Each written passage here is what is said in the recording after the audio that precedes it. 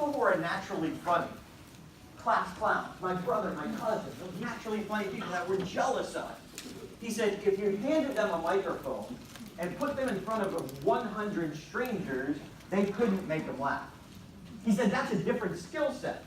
But he said, that one can be learned. Ooh. He just handed me an ounce of hope.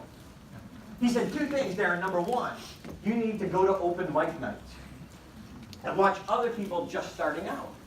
Well, duh. Now I'm comparing me to someone else who's starting out. That made sense. So I found out about this little comedy club called Stitches in Boston, right outside of Fenway Park. I walked in there the very first night. Sticky floor, stale beer, and I watched people go up for their first time. Ladies and gentlemen, they sucked. And immediately I thought, I could do that. It inspired me. He said, number two, you gotta get the book. I'm like, book? There's a book about stand-up comedy? Of course, there's books about everything, but I wasn't thinking that way. If you want to write down the name of the book that he recommended to me, please do.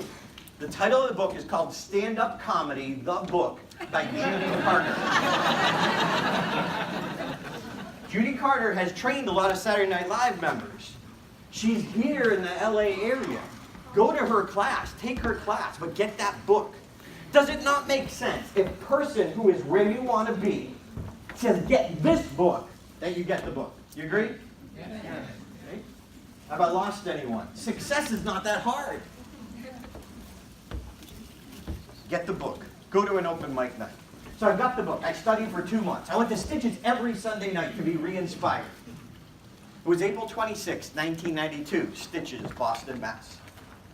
Do you ever have a moment in your life where it turned into slow motion? I always remember the comedian introducing me that night. Ladies and gentlemen, please welcome to the stage for the first time, Darren LaCroix. I came up from this side of the stage.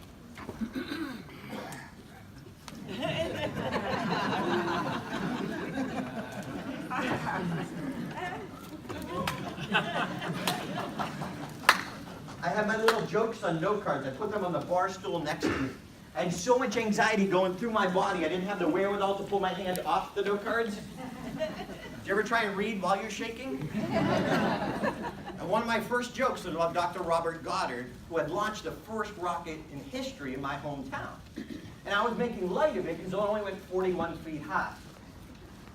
And so the rocket only went 41 feet high. But you ever get so nervous that what you say and what your body does are not in sync at all? So I did. The rocket took off, and it went vertically.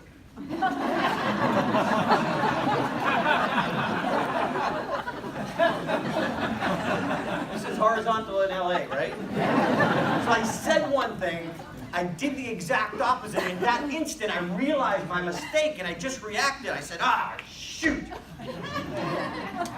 Not the actual word I used, but all of a sudden everyone started laughing. Why are you laughing? That's not where you're supposed to laugh. But I'll take it. That was the only laugh I got that night. As I walked off stage, one of the other comedians pulled me aside and said, "Don't worry, man, it's just your first time." And I remember thinking, "Don't worry, it's just my first time? Did you see what I did?" I got a laugh. I am the king of comedy. See, why so often do we let other people tell us what success is? See, everyone there that night thought that I bombed. I looked at it differently.